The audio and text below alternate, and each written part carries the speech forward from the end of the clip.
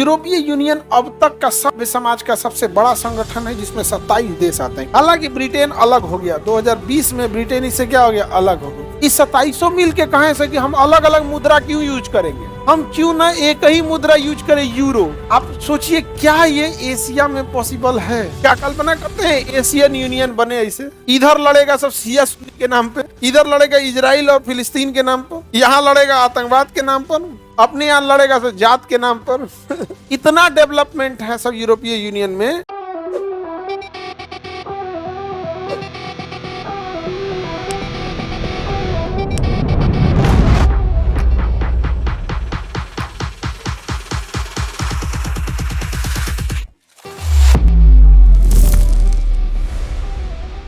यूरोपीय आर्थिक समुदाय एवं यूरोपीय संघ, यूरोपीय यूनियन अब तक का सभ्य समाज का सबसे बड़ा संगठन है जिसमें 27 देश आते हैं। कितने देश आते हैं? हालांकि ब्रिटेन अलग हो गया, 2020 में ब्रिटेन इससे क्या हो गया, अलग हो गया। इसके लिए एक मुहिम चलाया गया था, ब्रेक्जिट, ब्रिटेन एग्जिट, इसे कहा गया ब्रेक्जिट। अभी इसमें कितने देश हैं? हाँ, 27। कब स्थापना हुआ था? 1993। कितने देश हैं? धीरे धीरे बड़ा हो गया था, 1957 से ही ये चीजें बढ़ते जा रही है, लेकिन फाइनली रूप लिया था 1993 में। कितने देश हैं यूरोपीय यूनियन में? इनकी खासियत क्या है? ये 27 देश ना अलग अलग हैं, लेकिन ये ट्रीट करते हैं ऐसे जैसे कि यह एक ही देश के अलग अलग राज्य हों, एक ही देश के क्या हो, अलग अलग राज्य हों, उस तरह से ये ट्रीट करते हैं यूरोपीय यूनियन वाले। यूरोप देखिए, ये 27 देश में अभी ब्रिटेन नहीं है, पहले ब्रिटेन भी था, अब ब्रिटेन नहीं है। इसमें 27 देश आते हैं। ये 27 देश में ये एक दूसरे में वैसे ट्रीट करते हैं ना जैसे हम एक दूसरे का राज्य क्रॉस कर जाते हैं। जैसे हमें कल को राजस्थान जाना है, कोई दिक्कत आएगा? मध्य प्रदेश जाना है, कोई दिक्कत नहीं है। ये वैसे एक दूसरे को ट्रीट करते हैं। आप स्पेन चले जाइए, कोई दिक्कत नहीं है। फ्रांस चले जाइए, कोई बिया होता है इस देश से उस देश, उस देश से इस देश, ऐसे ऐसे।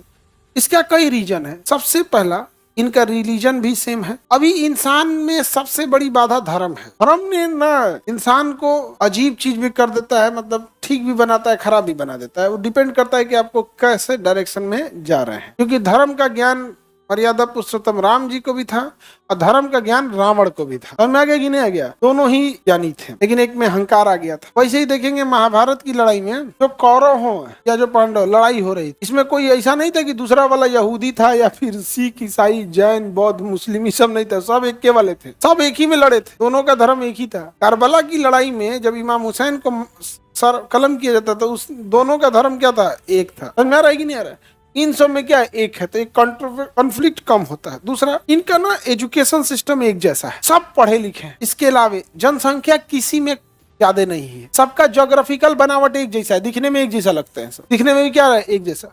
सबका कल्चर एक जैसा है, सब उघारे घूमता है, सब लाज शर्म कोनो को नहीं है। कल्चर क्या है? सबका एक जैसा है। यहाँ पे इंडिया में जिसको मॉडर्न बोलता है, नहीं समझ में आ गया? मॉडर्न बोलता है सब। एक रोल पहन के घूम रही है, ओके, क्या नाम रख ले? One piece. एक रोल बन के घूम रही है, नाम क्या रख ले? One piece. नहीं समझ आ गया? आगे समझते हैं। तो ये यूरोपीय है। ये सुंदर नहीं होते हैं, ये आकर्षक होते हैं। सुंदर और आकर्षक में अंतर होता है, सुंदरता नहीं। इनमें कॉमन चीजें ज्यादा हो गई। इस 2700 मिल के कहें से कि हम अलग अलग मुद्रा क्यों यूज करेंगे, हम क्यों ना एक ही मुद्रा यूज करें, यूरो। आप सोचिए क्या ये एशिया में पॉसिबल है? एक ही मुद्रा हो, एक। अच्छा, इन्होंने कहा कि हम अपने अपने अलग अलग देश का संसद रखें, अपने देश का संसद अपने लोकल चीजों को देखेगा, लेकिन हम क्यों ना अपना एक कॉमन संसद रख लें। तो यूरोपीय यूनियन ने लग्जमबर्ग में अपना एक कॉमन संसद रखा। अपने यहाँ तो बवाल ये हो जाएगा कि वो कॉमन संसद किस देश में होगा? पाकिस्तान में नहीं, इंडिया में होगा। और अगर इंडिया में होगा तो फिर महाराष्ट्र वाला कहेगा हम हमारे यहाँ होना चाहिए, बंगाल वाला कहेगा हमारे यहाँ होना चाहिए। नहीं समझ में क्या? सबसे विचित्र बिहार। भागलपुर का आदमी मुजफ्फरपुर आ जाए तो बाहरी कहलाने लगता है। भागलपुर बिहार में ही है, मुजफ्फरपुर बिहार में ही है। इनकी मेंटेलिटी सबसे अलग हम लोग। भागलपुर का आदमी मुजफ्फरपुर आ जाए तो क्या हो जाता है? बाहरी। जबकि सबसे ज्यादा बिहार का आदमी बाहर जाके काम कर रहा है। आप गौर करके देखिएगा ना, आप पटना में किसी इमरजेंसी में फंस जाइएगा, आप जिस लॉज में रह रहे होंगे उसके लॉज का मालिक आपके कभी काम नहीं आएगा। और आपस में आपका दूसरा क्या कहेगा ना, अरे ये तो बाहरी है, सब हम लोग को यहीं रहना है। अब गौर करके देखिएगा ना, यही रीजन है कि पटना में जिस बच्चे का रिजल्ट होता है वो अपने टीचर को जाके मिठाई खिलाता है। कभी अपने लॉज में रह के जहाँ 2 साल 3 साल रहा है लॉज वाले को एक मिठाई नहीं खिलाता है, बल्कि नंबर ब्लॉक मार देता है, मार देता है। और इतना ही नहीं, अगर वो अधिकारी बन के पटना में चला आया, उसी एरिया में आ गया, उसको दिक्कत होगा ना, उसका हेल्प नहीं करेगा और उसको फंसा देगा, क्योंकि उसको इतना सताया है सब यहाँ बैठ। नहीं समझ आ गया? हर 2 दिन पे धमकी, सामान फेंक देंगे, बाहर कर देंगे, ये खाली कर देंगे, वो कर देंगे। बहुत गड़बड़ चीज है यहाँ पर। नहीं समझ आया? आप लोगों को कैसा लगता होगा? बहुत बुरा लगता है, खराब ये सब चीजें। ऐसा देखिए, आप लोग हमारे किसी भी संस्था में आप पढ़ने जाते हैं, मैथ रीजनिंग का, कोई पूरे इंडिया में कोई संस्था आपको, अगर आप डिसिप्लिन तोड़िएगा तभी डांटेगा, अदरवाइज में नहीं बोलेगा। पूछ जो कोनो चीज में इंटरफेयर कर देता है। आगे बढ़ जाए, किसी को दिक्कत? तो ये हो गया आपका क्या चीज? यूरोपीय यूनियन। इतना डेवलपमेंट है सब यूरोपीय यूनियन में, अब इतना इंडिया में पॉसिबल है नहीं। बवाल हो जाएगा यहाँ पे। एशिया में क्या कल्पना करते हैं एशियन यूनियन बने ऐसे? इधर लड़ेगा सब शिया सुन्नी के नाम पे, नहीं समझे, शिया सुन्नी के नाम पे।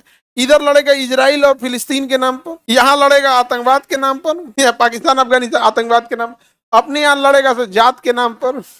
नेपाल भूटान ही तो चाइना का दलाली में चल गया। सबका अपना अपना। एशियन यूनियन पॉसिबल है? नहीं पॉसिबल। सबका अपना अपना अलग अलग समस्या है। इधर इजराइल फिलिस्तीन, अभी एक आदमी हमको समझा रहे थे, सर आप फिलिस्तीन के बारे में ऐसा कहे बोले। हम कहे कि फिलिस्तीन से कहिए कि कहे कि कश्मीर इंडिया का है, पाकिस्तान का नहीं है।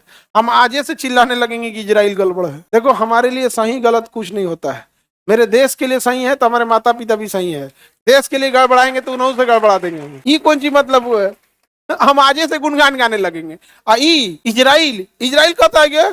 पाकिस्तान भी भारत का ही है। वो तो खड़ेआम बोलता है, तो पाकिस्तान भी किसका है? वो तो ईरान तक ले कहता है, ये भी ले लो, सब ले लो, सब ले जाए यहाँ पे। हम लोग कोई बहुत सर्वशक्तिमान थोड़ी हैं। हम लोग तो वो लोग हैं जो पता नहीं नरक में हम लोग का रिजर्वेशन है। भाई आपको अगर मदद चाहिए तो आप पाकिस्तानियों से मांगिए, ये डायरेक्ट खुदा से बात करते हैं सब। हम लोग तो जमीन पे रेंगने वाले साधारण व्यक्ति, हमारे पास क्या ही है। नहीं समझ में आ गया? इन लोग के लिए बात कीजिए यहाँ पे। ये लोग डायरेक्ट संपर्क में रखते हैं। तो छोटे मोटे इंसान है भारत वाले, जैसे भी जी खा रहे हैं, कमा रहे हैं। हम लोग की क्या ही बिसात है, क्या ही औकात। पाकिस्तान वालों से बात करो, इधर डायरेक्ट आगे बढ़े। यूरोपीय यूनियन समझ में आ गया? यूरोप वाले क्या कर, अच्छा, यूरोपीय यूनियन में सबसे अलग कल्चर है स्पेन का।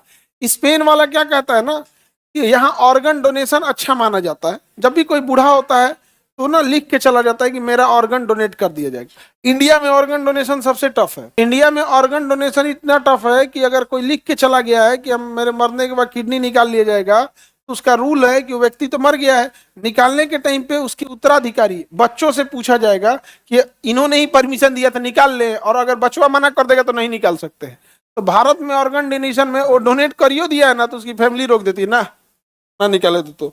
अच्छा, उसका एक रीजन भी समझे, जिसके यहाँ डेथ किया है उसको मानवता सूझेगा। जब डेथ हुआ रहता है ना, कुछ भी नहीं सूझता है। और उस समय अगर बोल दिए कि ऑर्गन निकालेंगे तो मारेगा, फिर आपको कहेगा ये अर्थी पे तोरा ले जीतो, नया बन तो इनके खाती एकरा पे तेजो। नहीं समझ आया?